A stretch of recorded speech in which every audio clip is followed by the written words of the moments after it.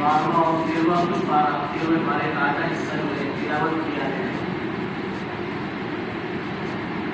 उसमें जो है बाबे बारे में खास करके एक आयत है, क़ालू अज़ग़ाथु अहलाम।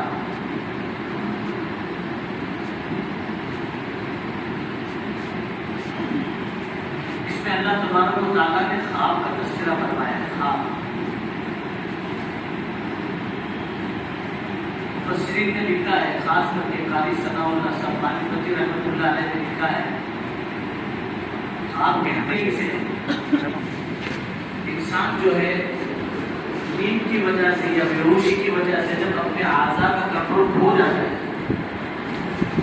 उसके आज़ा का कंट्रोल खत्म हो जाता है, तो उसके बाद जो है उसे अलग अलग दुनिया के नज़ारे नजर आते हैं। कभी वो नज़ारे जो है दुनिया के होते हैं, कभी वो नज़ारे आखिरत के,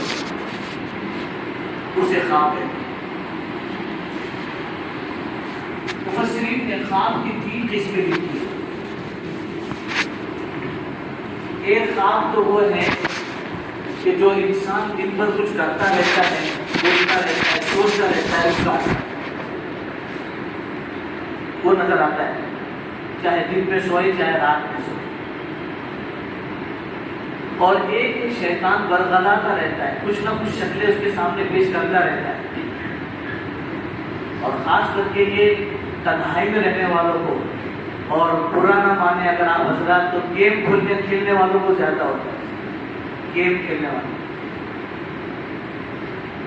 तन्हाई में रहने वाले और गेम खेलने वाले, सोच अच्छी नहीं जिनकी होती है, उनके ऊपर शैतानी वसाविस का इतना गलबा होता है कि वो जो है कभी कभी तो वो नींद के साथ साथ जागने की हालत में भी तन्हाई में बातें करना शुरू कर देते। अल्लाह हमारी हिफाजत करे।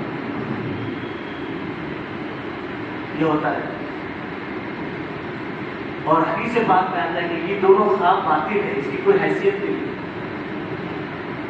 और तीसरा एक ख्वाब है जो अल्लाह तबारक व तआला की तरफ से कभी बंदे को मुतवज्जे करने के लिए, कभी गुनाह से बचाने के लिए, कभी नेकी पर उभारने के लिए बताया जाता है। हदीस से बात में आता है, ख्वाब जो है नबूवत का 46वां हिस्सा है, 46वां हिस्सा।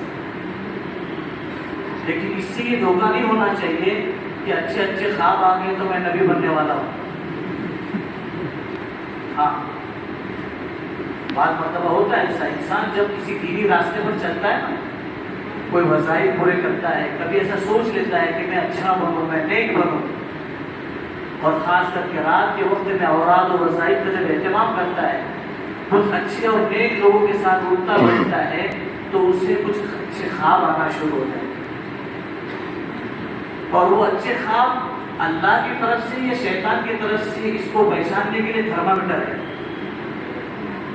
थोड़ी देर होगी, अगर आप हजरात को जाना हो तो जल्दी चले जाए, कि हजरात को बैठना हो खुशी से बैठा है।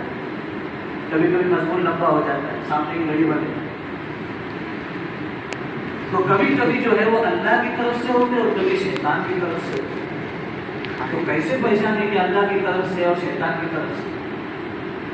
अगर उस ख्वाब के बाद में इंसान के अंदर डर पैदा हो जाए, ये तो ख्वाब है, ये हकीकत चीज है, हमें तो अल्लाह को राजी करना चाहिए, हुजूर पाक सल्लल्लाहु अलैहि वसल्लम के तरीकों के मुताबिक अपनी जिंदगी गुजारना चाहिए, ये जज्बात और ये ख्यालात पैदा हो जाए, तो समझो कि ये ख्वाब मिन जानिबिर रहमान, अल्लाह की तरफ से।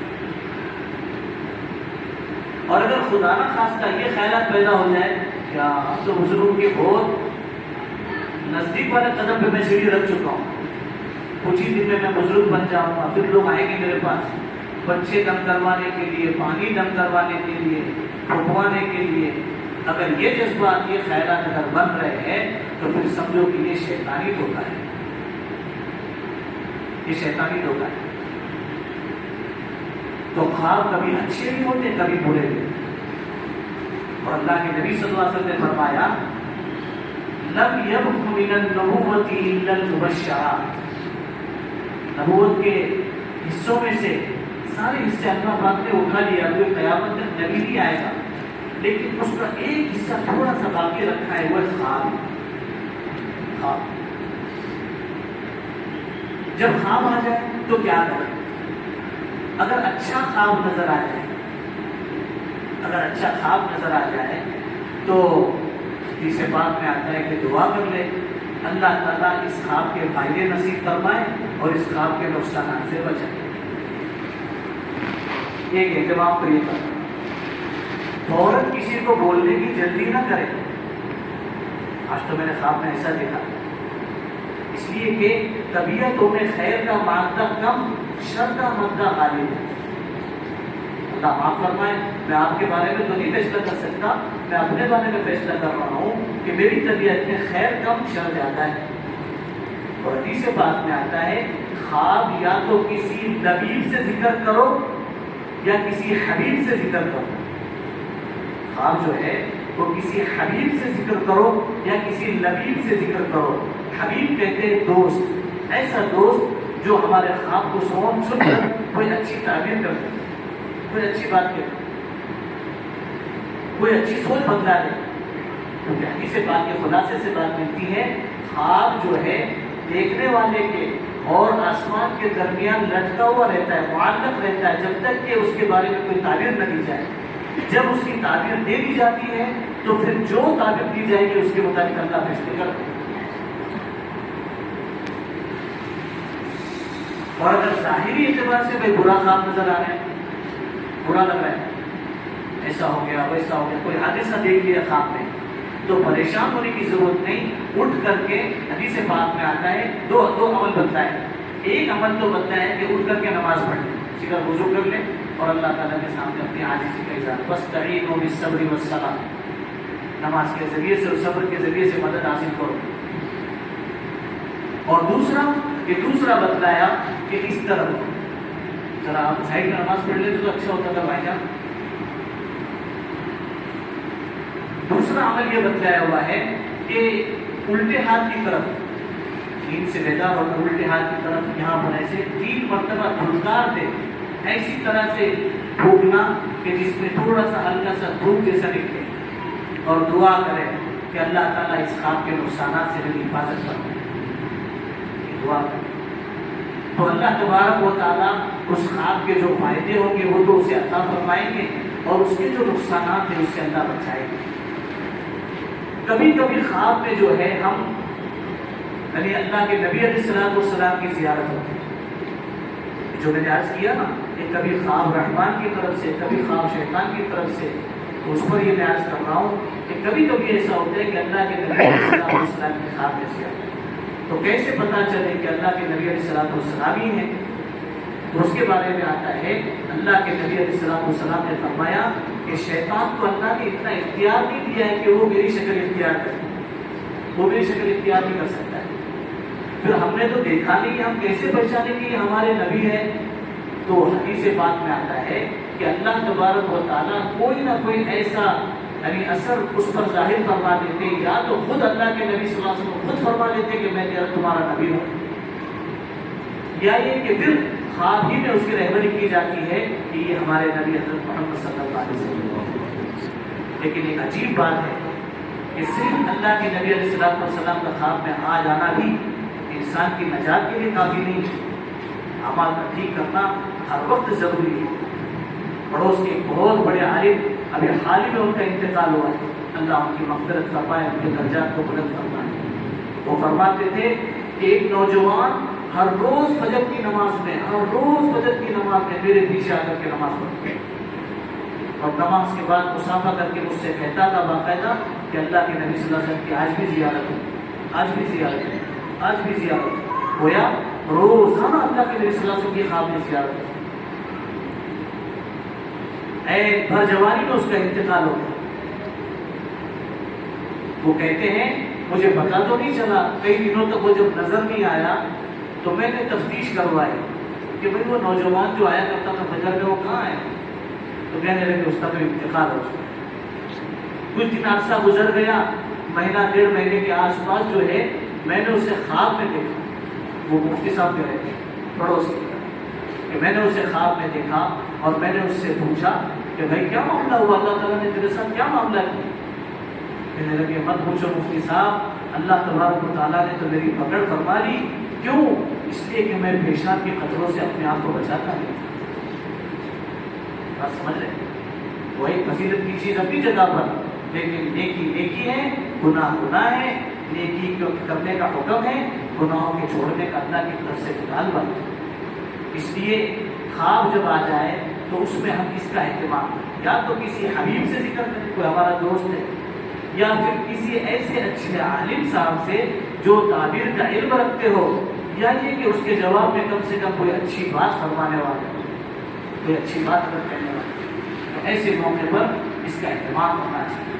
تو خواب کی حقیقت، خواب کبھی جو ہے کافر کا اور گنہگار کا بھی سچ ہوتا ہے۔ کافر ہے، گنہگار ہے، لیکن اس کو خواب آ گیا تو وہ کبھی سچ بھی ہوتا ہے، جیسے کہ سورہ یوسف کے آج کے واقعے میں جو پڑھا گیا کہ وقت کا بادشاہ جو تھا وہ بظاہر تو مسلمان نہیں تھا، لیکن جو ہے اس نے جب وہ خواب دیکھا تھا تو اس خواب کی جو بارے میں اللہ کے نبی اس خواب کے بارے میں اللہ کے نبی حضرت یوسف علیہ السلام نے جو تعبیر فرمائی، وہ خواب اسی خواب کے مطابق جو ہے جو اس نے دیکھا تھا ویسا ہی ویسا وجود میں آیا۔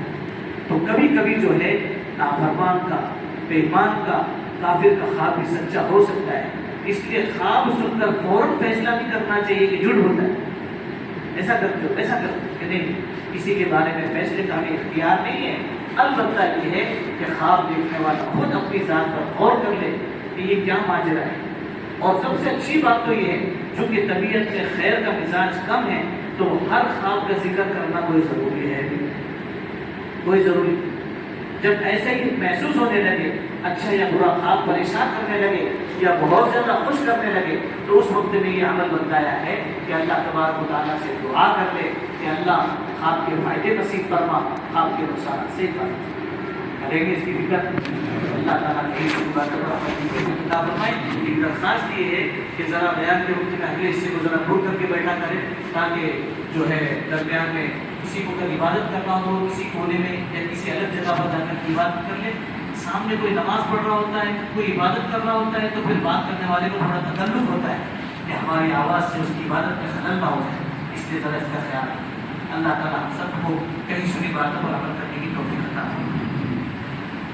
بسم اللہ الرحمن الرحیم۔ سبحان رب العلی الاعلی الوہاب، سبحان رب العلی الاعلی الوہاب، سبحان رب العلی الاعلی الوہاب۔ اللهم صل على سيدنا محمد وعلى آل سيدنا محمد وبارك وسلم۔ اے ارحم الراحمین، اے اللہ زندگی کا بہت سارا حصہ تیری نافرمانی میں گزر گیا، یا اللہ جان جان کر تیرے حکموں کو توڑا ہے، تیرے پیارے حبیب کے پیارے نورانی پاکیزہ طریقوں کو چھوڑا ہے۔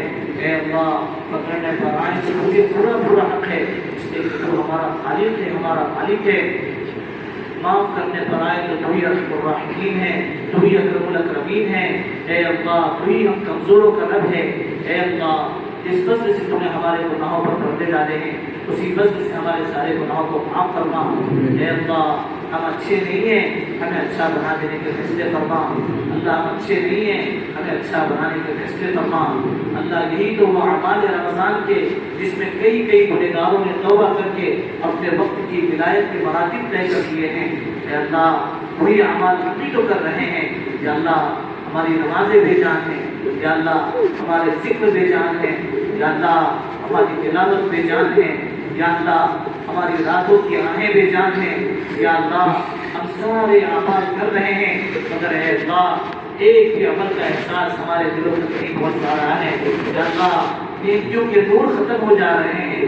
یا اللہ اگر ڈش بدل کر کے کھائیں، اے اللہ کھانے اگر ذائقے بدل کر کے کھائے جائیں اس کا تو ہمیں احساس ہوتا ہے۔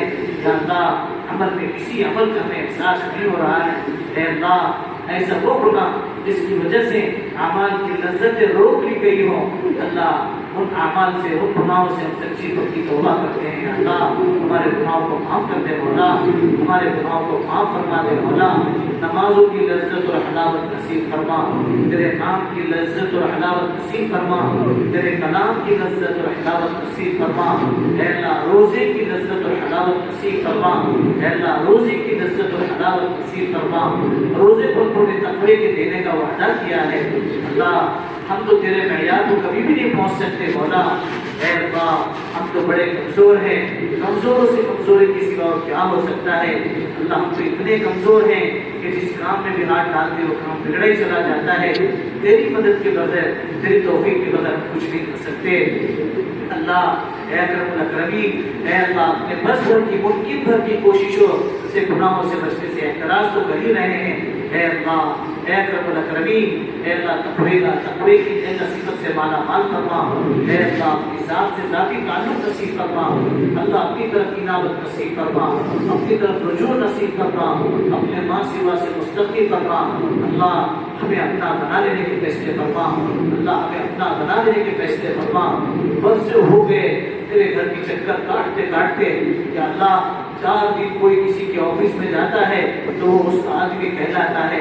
اللہ بچپن سے تیرے گھر کے چکر کاٹ رہے ہیں، تیرے گھر کی چوکیداری کر رہے ہیں، اے اللہ اے اکرم الاکرمین، اے اللہ اے اللہ سفید کپڑے پہن کر کے اے ارحم الراحمین، لوگ تو دھوکہ کھا سکتے ہیں، تو دھوکہ نہیں کھا سکتا۔ ہماری میٹھی میٹھی باتوں سے لوگ تو دھوکہ کھا سکتے ہیں، تو دھوکہ نہیں کھا سکتا۔ اے اکرم الاکرمین، وہ اعمال ہم اسی امید سے کر رہے ہیں کہ تو ہمیں اپنا بنا لے، یا اللہ ہمیں اپنا بنا لے، اللہ ہمیں اپنے سے راضی فرما لے، یا اللہ ہمیں اپنے سے راضی فرما لے، اللہ ہمیں اپنے سے راضی فرما لے۔ اللہ تو ہم سے راضی ہو جا، اللہ تو ہم سے راضی ہو جا، رضا والے جذبے نصیب فرما، جن اعمال سے تو راضی ہوتا ہو ان اعمال کا کثرت سے کرنا ہم سب کے لیے آسان فرما۔ ہماری مغفرت فرما، ہمارے بھائی بہنوں کی مغفرت فرما، ہمارے ماں باپ کی مغفرت فرما، ہمارے دوست احباب رشتہ داروں کی مغفرت فرما۔ اے اللہ ہمارے پیچھے نماز پڑھنے والوں کی مغفرت فرما، ہمارے مقتدیوں کی مغفرت فرما۔ اللہ ہم تو اچھے نہیں ہیں مگر ہمارے مقتدی نیک ہے۔ اے اللہ نماز پڑھانے والے تو نیک نہیں، آمین کہنے والے ضرور نیک ہے۔ اے اکرم الاکرمین، ان کی برکت سے ہم سب کا بیڑا پار فرما، دونوں جہاں کی خیر نصیب فرما، دونوں جہاں کی شر سے اور رسوائی سے ہماری حفاظت فرما، مسلمانوں کی جان مال کی عزت آبرو کی پوری پوری حفاظت فرما۔ اے اللہ گناہوں کی پاداش میں ہمیں غیروں کے حوالے نہ فرما، اے اللہ ذلت و رسوائی کے فیصلے نہ فرما، اے اللہ عزتوں کے دروازے کھول دینے کے فیصلے فرما، اے اللہ عزتوں کے دروازے کھول دینے کے فیصلے فرما۔ اے ارحم الراحمین، جن لوگوں نے دعاؤں کے لیے کہا کہنا چاہتے تھے نہ کہہ سکے، جو ہم سے امید کرتے ہیں ان تمام کی جائز مقاصد میں کامیابی نصیب فرما۔ اے اللہ ہم نے مانگا اپنے گمان کے مطابق، ہماری ضرورتوں کو تو ہم سے زیادہ بہتر جانتا ہے، اپنے اپنے وقت پر عافیت کے ساتھ اپنی شان پوری فرما۔ اے اللہ جتنے حفاظ اکرام قرآن کریم سنا رہے ہیں سب کے پڑھنے کو، پڑھانے کو، سننے کو، سنانے کو قبول فرما، ان کی برکت سے ہمارا بھی قبول فرما، اللہ ان کی برکت سے ہمارا بھی قبول فرما، اللہ ان کی برکت سے ہمارا بھی قبول فرما۔ اے اللہ حضور صلی اللہ علیہ وسلم نے خیر کی رہ سے جتنی بھی دعائیں مانگی ہیں سب کا حصہ نصیب فرما، جتنی شروع سے بنا مانگی ہے سب کی پوری پوری حفاظت فرما، ہماری دعاؤں کو اپنے فضل و کرم سے حضور پاک علیہ الصلوۃ والسلام کی برکتوں سے قبول فرما۔